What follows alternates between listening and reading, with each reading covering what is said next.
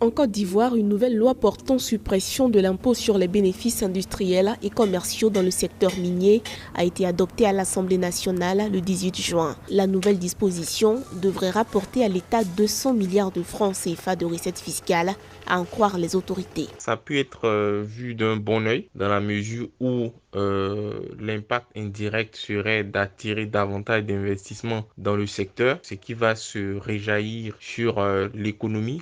Si la nouvelle loi s'inscrit dans un contexte international marqué par la hausse du prix de l'or, la Côte d'Ivoire entend se conformer à une même réforme du code minier de l'espace UEMOA en cours d'exécution.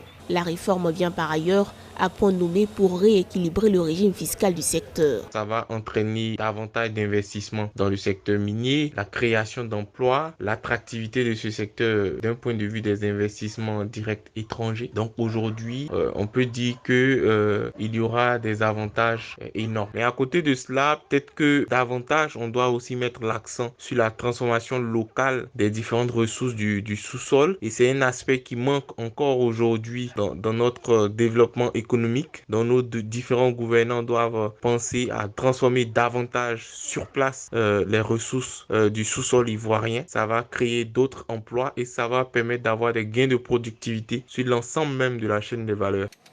D'après les données du gouvernement ivoirien, en 2019, le secteur minier a généré des recettes fiscales de près de 95 milliards de francs CFA contre environ 65 milliards de francs CFA en 2018. L'assainissement du secteur minier avait entraîné l'octroi de 17 permis de recherche.